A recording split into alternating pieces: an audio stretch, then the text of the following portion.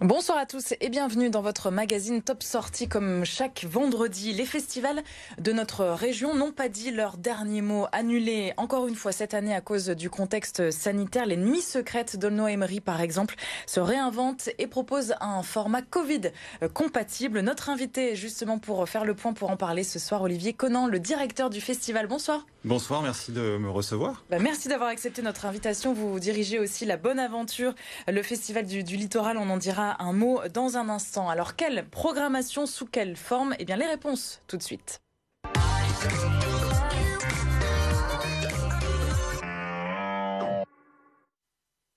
Les Nuits Secrètes se déclineront donc cet été du 10 au 25 juillet en parcours secret, toujours à Aulnoy-Aymeries. Il fallait absolument imaginer une alternative pour retrouver le public. Cette année, c'était votre priorité? Évidemment, il y avait le désir d'organiser une nouvelle fête, tout simplement.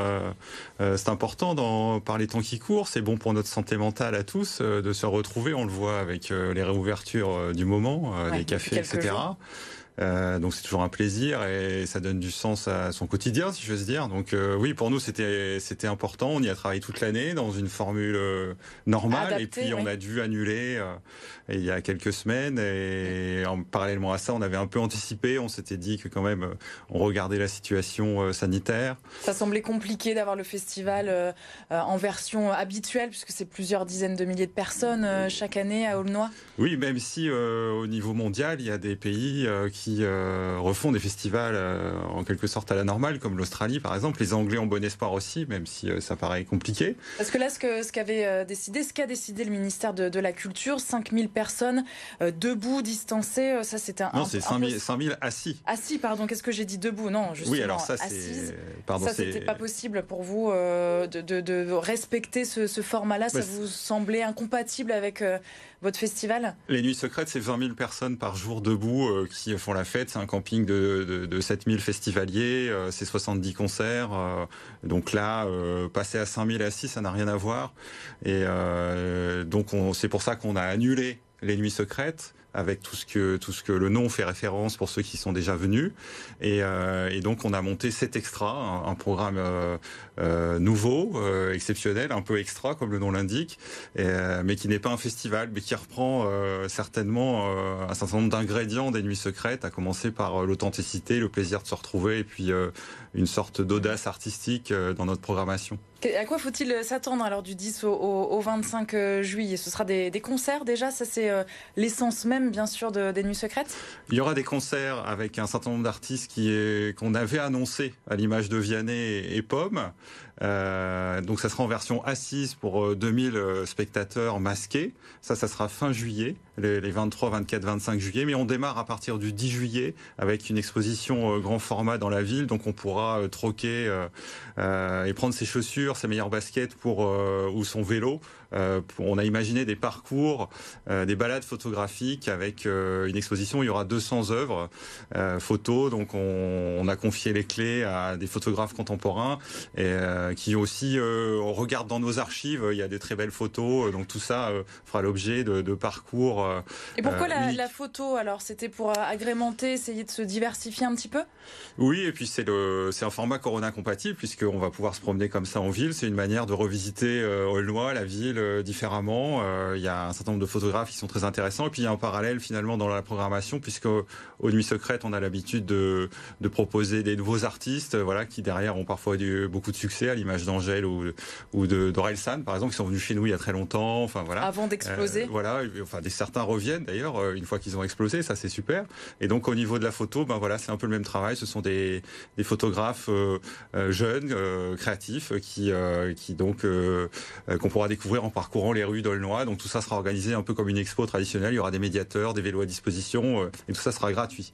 Et parallèlement à ça, je termine, il y aura des parcours secrets, donc les week-ends du 10-11 juillet et 17-18 juillet. Donc ça c'est notre marque de fabrique, c'est notre petit trésor à nous. Oui. Et donc là le principe est simple, on vous donne un point de rendez-vous et vous ne savez pas ce que vous allez voir, ni ce que vous allez faire, ni où vous allez, mais vous faites confiance à l'organisation et on fait ça depuis 20 ans et les gens adorent. Et est-ce qu'on peut imaginer justement des concerts ou un concert mystère comme c'est déjà le cas auparavant, comme c'était déjà le cas les années précédentes, ou là c'est encore compliqué? Alors, ce seront des concerts mystères, secrets, sauf qu'ils seront assis. Il y aura une programmation spéciale, mais qu'on va pas annoncer. Donc, il faudra vraiment regarder. Alors, il y a quelques informations sur notre site web, mais au-delà de ça, on ouvrira vraiment la billetterie le 8 juin. Donc, aussi bien pour aller voir Vianney, Pomme, PLK, que pour tous ces parcours secrets. Après, pour ce qui est des visites et des balades photographiques, ça sera plus simple. On pourra accéder librement sans réservation. Voilà. Du coup, vous attendez à ce que les places partent vite. Elles sont chères, du coup, ces places de concert, parce qu'on a tous envie de profiter non, alors elles musique sont pas... en ce moment. Elles sont rares, mais elles ne sont pas chères. Il y a 2000 tickets, c'est vrai que ça peut paraître peu pour aller voir Pomme ou Vianney. Après, le tarif est de 30 €, c'est un tarif unique. Écoutez, moi, en tant qu'organisateur, j'ai envie qu'elles partent rapidement. On verra, on en reparle quelques jours après le 8 juin ensemble, si vous voulez, pour faire le point sur la billetterie. Mais c'est vrai qu'on sent qu'il y a un appétit, une attente. Oui, parce que la jauge est quand même considérablement réduite par rapport à d'habitude. Oui, on fait avec les contraintes qui installé par le gouvernement, mais on peut comprendre aussi le souci et pour nous aussi de ne pas mettre en danger ni le public, ni les artistes, ni l'organisation. Sur la programmation, vous le disiez, donc Vianney, Iseult, Pomme notamment, pour ne citer que. Est-ce que ça a été compliqué justement de monter une programmation cette année par rapport aux années précédentes hors Covid, les faire venir? Alors plus compliqué, puisqu'il y a des restrictions au niveau des artistes internationaux. À l'image, là par exemple, il y a 2 jours, le gouvernement a annoncé une quarantaine pour les artistes anglais, enfin pour les ressortissants anglais et d'autres pays. Donc ça va certainement compliquer l'été des festivals et les programmations un peu de tout le monde, des théâtres. Vous êtes parti sur une programmation 100% française pour faciliter la vie? On a par exemple Léane Lahavas, qui est une artiste anglaise. Donc normalement, on verra bien comment tout cela va s'organiser dans les jours qui viennent. Mais c'est vrai que il y a aussi bien des artistes qui nous ont fait confiance et qui ont accepté, à l'image de Vianney, de Pomme, de PLK, d'être là, coûte que coûte. Et ça fait plaisir, parce qu'on les avait annoncés dans cette version idéale à 20 000 personnes debout, et ils nous ont dit OK pour venir dans cette version à 2000 assis. Donc ça, c'est super. Et puis on a durant ce début d'année, entre février et aujourd'hui, regarder un peu l'actualité musicale, et il y a un certain nombre d'artistes qui, à l'image de Prudence, qui a sorti un album aujourd'hui. Prudence, c'est la chanteuse de The Do, qui est un groupe très connu, et donc elle sera sur scène avec nous le samedi 24 juillet, ou Iseult, comme vous parliez. Donc il y a une certaine fraîcheur aussi dans la programmation. C'est une programmation 2021, on va dire, dans l'air du temps.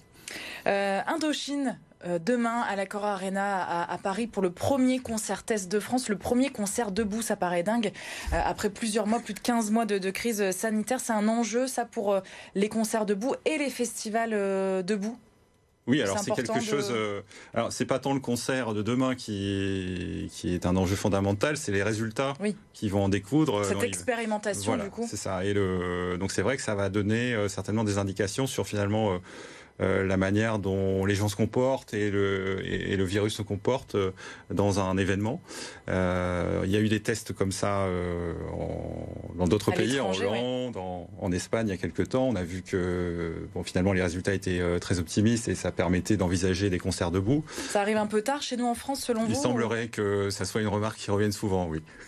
En tout cas, vous, ça vous concerne, puisqu'il y a le festival La Bonne Aventure sur le littoral à Malo-les-Bains pour septembre. Vous l'avez reculé au mois de septembre. Vous espérez justement avoir le public debout pour votre festival? Oui, parce qu'on adore Dunkerque. Dunkerque, c'est une ville de fête, de carnaval.